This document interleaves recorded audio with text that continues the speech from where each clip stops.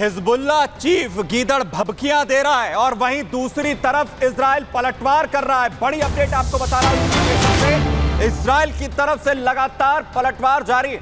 Lebanon में हमले तेज किए गए। लेबनान में एक के बाद एक हमले यहां पर किए गए हैं, जहां पर बमबारी जारी है। जहां बमबारी आखिर किस तरीके से जारी है, अल-कासिर शहर पर आईडीएफ की तरफ से बम दागे गए।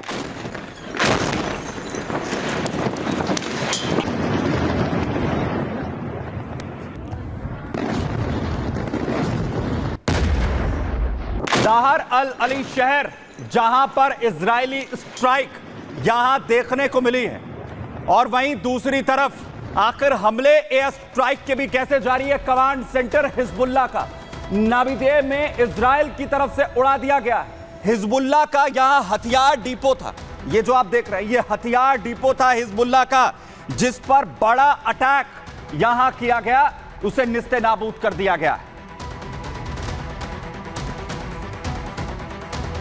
और वहीं बड़ी अपडेट आपको बताने जा रहा हूं एम्स्टर्डम से, जहां पर बड़ी तस्वीरें सामने आई हैं। बड़ी खबर, इस वक्त यहूदियों को निशाना बनाया गया है।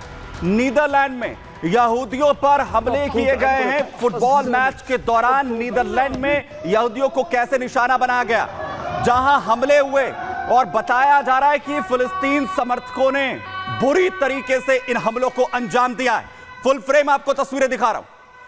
This for the children! For the children, motherfucker! I give you my money. I give you, please go.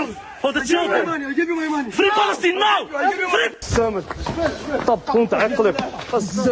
मारपीट हुई, बुरी तरीके से यहूदियों को पीटा गया फुटबॉल मैच के दौरान, और देखिए कैसे इजराइल के झंडे को आग के हवाले कर दिया जाता है, जिसके बाद इजराइल पूरी तरीके से इस वक्त इस पर अपना एतराज जताता हुआ नजर आ रहा है। ये तस्वीरें पूरी दुनिया देख रही है। और बड़ी खबर आपको बताऊं, जहां नेतन्याहू ने अपना गुस्सा जाहिर किया है नीदरलैंड के प्रधानमंत्री से इस घटना को लेकर उन्होंने बात की है। जो हमले हुए हैं इसकी कड़ी निंदा की गई है, सवाल इस पर उठाए गए हैं। नेतन्याहू ने नीदरलैंड के प्रधानमंत्री से बात यहां पर की है, डिक शुफ से उनकी बात हुई है, और इस पर तुरंत लगाम लगाने के लिए, क्योंकि एक के बाद एक हमले यहां पर किए गए एम्स्टर्डम में, जिसे लेकर सवाल इस वक्त उठाए गए।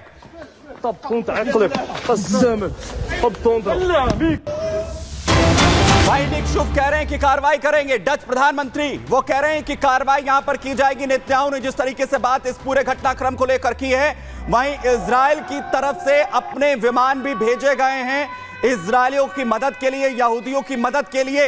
वहीं नीदरलैंड कह रहा है कि ऐसी घटनाओं की हमारे यहां पर कोई जगह नहीं है, हम सख्त कार्रवाई करेंगे जो आरोपी हैं इसमें उनके खिलाफ, क्योंकि एम्स्टर्डम में यहूदियों पर बर्बरता के साथ जो है। और वहीं तत्काल जो बचाव अभियान है उसको शुरू करने की तैयारी इजराइल की तरफ से की गई, जहां डच पीएम शुफ ने कार्रवाई का भरोसा एक तरफ दिया, और वहीं दूसरी तरफ इजराइल भी एक्टिव मोड में है यहूदियों की सुरक्षा को लेकर। नीदरलैंड में हुई घटनाओं को लेकर इजराइल पूरी तरीके से सख्त है, और साफ संदेश दिया गया है कि नीदरलैंड में जो कुछ हो रहा है ये एक अलार्मिंग सिचुएशन है।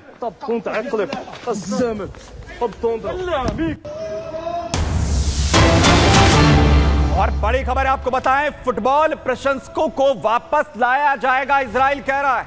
इजराइल का कहना है कि जो लोग एम्स्टर्डम में थे उन्हें वापस लेकर आया जाएगा, विमान भेजा गया है, वापसी यहां पर करवाई जाएगी।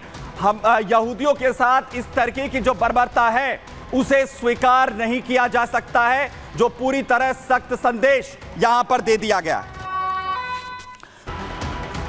और वहीं क्या पुतिन मान गए? रूस यूक्रेन जंग क्या खत्म हो जाएगा? पुतिन क्या युद्ध रोकेंगे? क्योंकि जब ट्रंप लगातार अपने बयान दे रहे थे, लगातार वो कैंपेन कर रहे थे, उन्होंने बड़ी बातें कही थी मिडिल ईस्ट और यूक्रेन को लेकर, और वहीं बधाई पुतिन की तरफ से दी गई। और इसके साथ ही आखिर कैसे उन्होंने जिम्मेदार भी बताया कि कौन है रूस और यूक्रेन के पीछे, कैसे नाटो पर सवाल उन्होंने उठाए। सबसे पहले उनकी प्रतिक्रिया सुनिए। До всех острых конфликтов сегодняшнего दुनिया का अल्पसंख्यक वर्ग अपनी शक्ति को बचाए रखने की कोशिश कर रहा है। नाटो देशों ने यूक्रेन में संघर्ष की शुरुआत के साथ रूस को मजबूर किया और जो वे चाहते थे उसे हासिल किया। नाटो के सदस्यों में भी ऐसे लोग हैं जो ब्रिक्स के साथ मिलकर काम करने में रुचि दिखाते हैं। ब्रिक्स सहयोग का अच्छा उदाहरण है। पश्चिम ने यूक्रेन में स्थिति को तख्ता पलट तक पहुंचाया और रूस को एक विशेष अभियान शुरू करने के लिए मजबूर किया।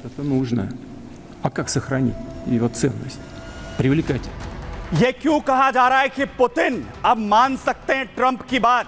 इसकी वजह यह कि एक तरफ वो नाटो पर सवाल उठा रहे हैं, अमेरिका जिस दौरान जो है बाइडेन की तरफ से फैसले ले गए उस पर वो सवाल उठाते हैं, और दूसरी तरफ वो ट्रंप को बधाई भी दे रहे हैं। वो कह रहे हैं कि ये सब कुछ उन पर निर्भर करेगा, और इससे पहले भी जब वो राष्ट्रपति थे उनकी बातचीत उनके साथ होती रही है। कैसे पुतिन और ट्रंप के बीच हालात सुधर सकते हैं, सिचुएशन बन रही है, और पुतिन ने कैसे बधाई की वो भी सुनी।